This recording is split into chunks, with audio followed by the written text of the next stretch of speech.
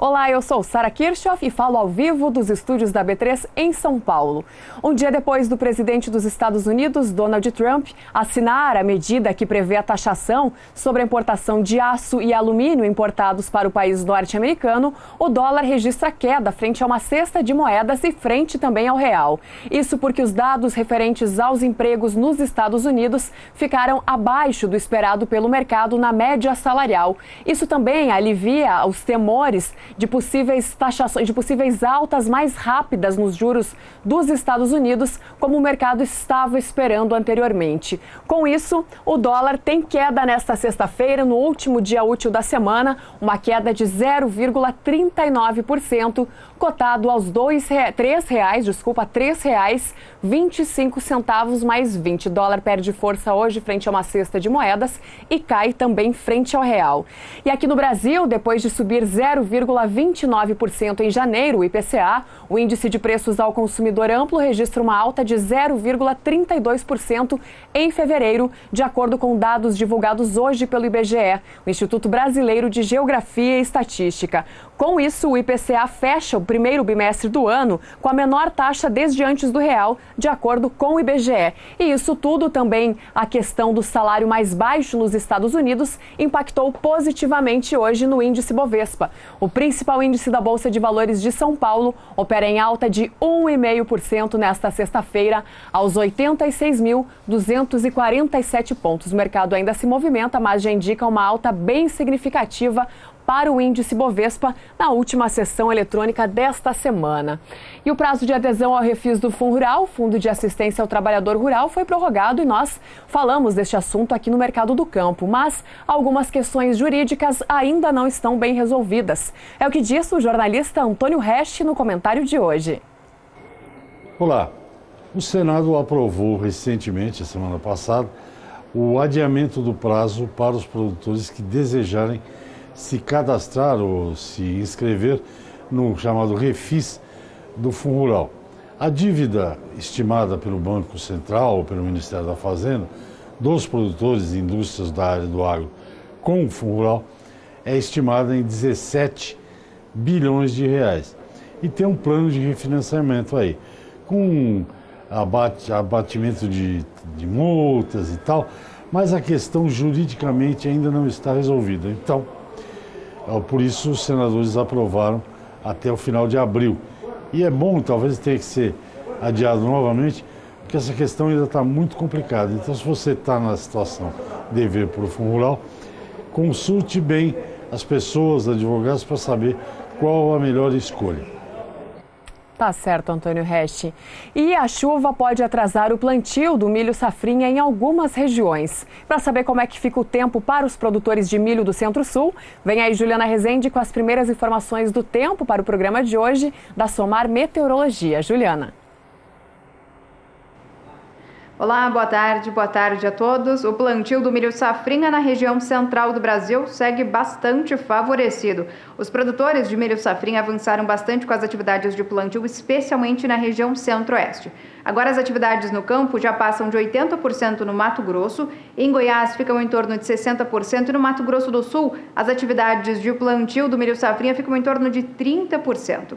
No decorrer dos últimos períodos, as pancadas de chuva vêm acontecendo de maneira frequente, na maior parte das áreas produtoras de milho safrinha do centro-oeste, do sudeste e também entre o Paraná e Santa Catarina. Nos próximos dias tem previsão de chuva na maior parte das áreas produtoras do centro-sul. Então, dessa vez, as chuvas mais significativas ainda acontecem entre o centro-oeste e o sudeste. Mato Grosso, Goiás, Minas Gerais e também o Espírito Santo ainda seguem influenciados pela atuação de um corredor de umidade.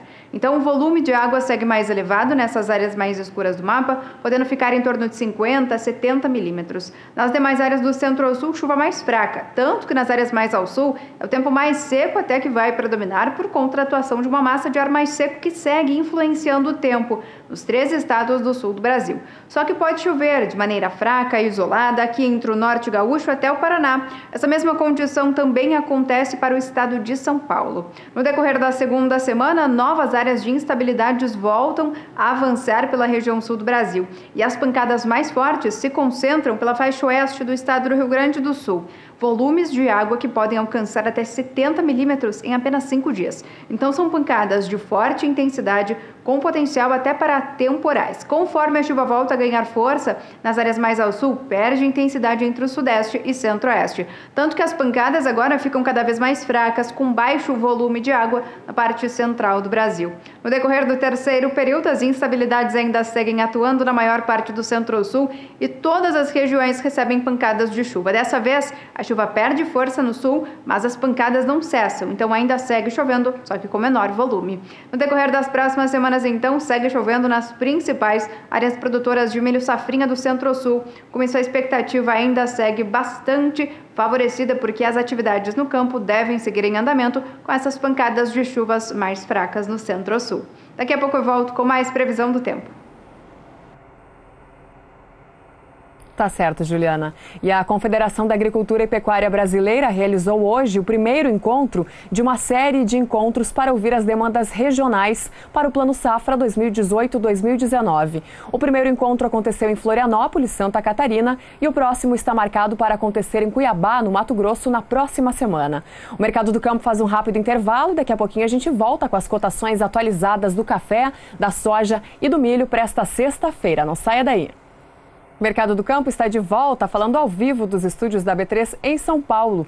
E o Brasil não deverá colher uma safra recorde de café este ano. A afirmação é do banco holandês Rabobank, que prevê uma safra abaixo de 57 milhões. Sobre este assunto, o jornalista Walter Pulga Júnior conversou com o analista de mercado do Rabobank, Guilherme Moria, e nós vamos acompanhar agora essa entrevista. Guilherme, muito obrigado por ter vindo. Vamos falar sobre um assunto que preocupa e muito o produtor de café nesse período.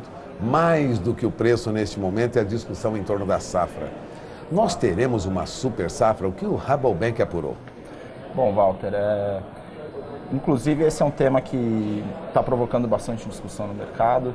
Recentemente a gente realizou um estudo, a gente foi a campo e realizou uma pesquisa que a gente chama de Crop Survey, na qual a gente visitou as principais regiões produtoras de café e chegamos a uma conclusão que a safra de café vai ser muito boa, porém não essa safra recorde que muitos pregavam.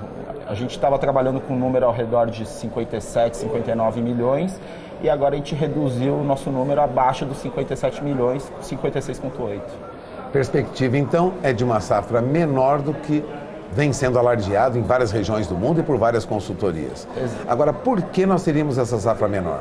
Bom, então, Walter, a gente tinha uma expectativa muito positiva em relação ao Conilon, produzido no Espírito Santo. Ele vai recuperar sim, ele vem de uma recuperação muito boa, porém um pouco abaixo do que a gente estava prevendo. Então isso daí acaba impactando um pouco a nossa estimativa.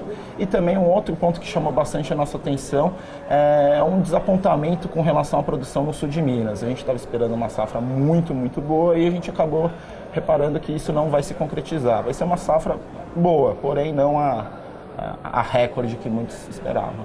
Agora vamos falar de preço, né? O produtor reclama constantemente do preço do café e recentemente o mercado de bolsa em Nova York trouxe valores no mercado futuro abaixo de $1,20 por libra-peso. Café continua sob pressão no mercado internacional? Sim, Walter. Se a gente for analisar o curto prazo, a gente pode perceber que o valor do café está sempre ao redor desses 1,20, 1,22, como você mesmo destacou agora. A perspectiva é que ele continue nesses patamares nos próximos meses, muito por conta da pressão da safra brasileira entrando no mercado. Adicionalmente, a safra brasileira, a gente tem Colômbia e Honduras que fortalecem ainda mais essa alta na oferta global. Ou seja, a produção será grande este ano também em outras regiões. Exato. Porém, a gente já tem que ficar com a cabeça para a próxima safra, 19 e 20. E aí sim, o banco ele tem uma expectativa muito otimista por conta do ciclo bianual menor na próxima safra. E aí a gente pode ter uma tendência, principalmente caminhando para o final do ano, de uma expectativa de melhora de preço. Consumo de café no mercado mundial cresce dia a dia e cresce cerca de 2%, segundo analistas de mercado. O Rabobank tem expectativa de continuidade desse crescimento no consumo mundial de café? Sim, a gente tem uma expectativa muito positiva com o consumo de café. Tanto é que esse ano a gente projeta um consumo global, 18, 19, de 163 milhões de sacas, e a nossa projeção é que em 2020 chega a 167 milhões de sacas, ou seja, é um crescimento muito robusto, muito sólido na demanda global de café. A produção mundial acompanha esse aumento de demanda ou nós teremos de novo estoques reduzidos?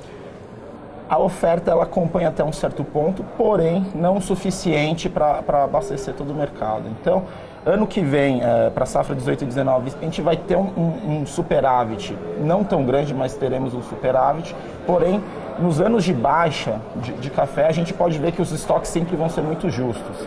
E daí a gente leva a discussão para o preço futuro. Se a gente for analisar o preço futuro, você não vê uma queda no futuro, e sim uma curva crescente nos preços. Sempre. Há uma perspectiva de preços melhores lá na frente? Exato. Bom, todo esse estudo que você realizou será apresentado daqui a pouco em Araguari, na FENICAFÉ, né? Que vai ocorrer. Você estará na FENICAFÉ? Estarei na FENICAFÉ no dia 13. Eu vou estar apresentando a palestra sobre vendendo o valor mais para quem, ou seja, é uma discussão que a gente tem dentro do setor de café, que a gente está gerando muito valor na cadeia, e quem que está comprando esse valor, né? Quem que são os mercados consumidores e os novos mercados. E a gente vai estar abordando um pouquinho sobre essa parte aí do mercado consumidor e, lógico, abordando um pouquinho sobre a parte de mercado em si, como oferta e demanda.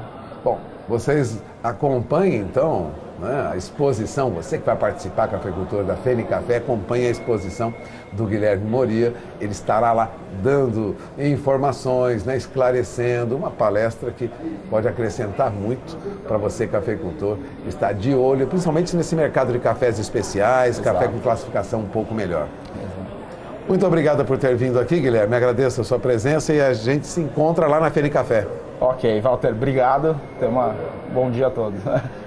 Voltamos ao programa. E falando em preços de café, o Café Robusta registra preços mais altos na sessão desta sexta-feira, em um movimento de recuperação depois de perdas recentes. De olho na tela, eu começo destacando os contratos mais recentes, que são os de março, e que hoje avançam acima de 1% para $1.830 a tonelada. Os contratos com entrega em maio também têm valorização acima de 1%, por $1.780 a tonelada. Contratos com entrega em julho registram alta de 0,84% para $1.800 a tonelada, e os contratos com entrega em setembro aparecem nos últimos negócios por $1.799 a tonelada. Café Robusta em alta, café arábica em queda na Bolsa Futura de Nova York. O café arábica, pelo qual o Brasil é responsável por maior parte da produção e também das exportações no mundo. Os contratos com entrega em março recuam 0,12% para $1,18 por libra-peso. Contratos com entrega em maio têm esse mesmo recuo de 0,12% para $1,20 por libra-peso. Contratos com entrega em julho, $1,22 por libra-peso, e contratos com entrega em setembro por $1,24 por libra-peso nos últimos negócios. Café BMF Bovespa, negociado na B3 em São Paulo, também registra um movimento de queda na última sessão eletrônica da semana. De olho na tela, contratos com entrega em março em queda de 0,14% para $140,80 a saca no ajuste atual. Contratos com entrega em maio também com a mesma desvalorização, passando para $145,30 a saca. Contratos com entrega em julho registram um recuo de 0,18% para $141,50 a saca no ajuste atual, e contratos com entrega em setembro em queda de 0,23% para $146,95 a saca. Quem vem por aí mais uma vez trazendo mais previsão do tempo é a Juliana Rezende da Somar Meteorologia, que destaca agora as pastagens do Centro-Norte. Juliana. Na metade norte do Brasil, as últimas chuvas tiveram potencial para aumentar bastante a umidade do solo, tanto que agora os índices passam até de 90% na região norte. No Nordeste, a umidade segue mais elevada aqui na faixa oeste e também na região norte. No decorrer dos próximos dias, os pastos ainda devem seguir beneficiados, tanto na região norte como também na região nordeste, porque tem previsão de chuva abrangente, acumulados bastante significativos, em torno de 50 milímetros na maior parte da região norte. No Nordeste, a chuva é mais forte ainda no litoral sul da Bahia, onde pode chover até 70 milímetros. No decorrer da segunda semana, essa chuva forte agora já começa a perder força. Então, as instabilidades tropicais diminuem na região nordeste. Já não tem previsão de chuva forte na região nordestina, é apenas na região norte que as instabilidades ainda atuam de maneira mais significativas, mas dessa vez mais localizadas entre o sul do Amazonas e também o sul do Pará. Ao longo do terceiro e último período, a partir do dia 20 de março, a chuva volta a ganhar força na região norte. O calor e a umidade do ar ainda seguem influenciando as instabilidades tropicais, enquanto que no Nordeste, chuva mais fraca, mal distribuída e também com baixos volumes. Então, durante as próximas semanas, ainda segue chovendo na maior parte da metade norte do Brasil, enquanto que na região norte as pancadas seguem mais frequentes e também com maior volume. Então, a expectativa para as áreas de pastagens da região norte ainda segue otimista, porque o solo deve seguir com bastante umidade. Já na região nordeste, a umidade do solo pode vir a declinar um pouco mais, com as instabilidades perdendo a intensidade ao longo das próximas semanas. Hoje eu encerro por aqui a minha participação. Até mais! Até mais, Juliana. E ainda refletindo o relatório da oferta e da demanda referente ao mês de março, por parte do Departamento de Agricultura dos Estados Unidos, a soja registra forte queda na última sessão eletrônica desta sexta-feira na Bolsa Futura de Chicago. De olho na tela, contratos com entrega em março em queda de 2,32% para 10 dólares e 29 centavos por bushel. Contratos com entrega em maio também com queda acentuada de 2,32% para 10 dólares e 39 centavos por bushel.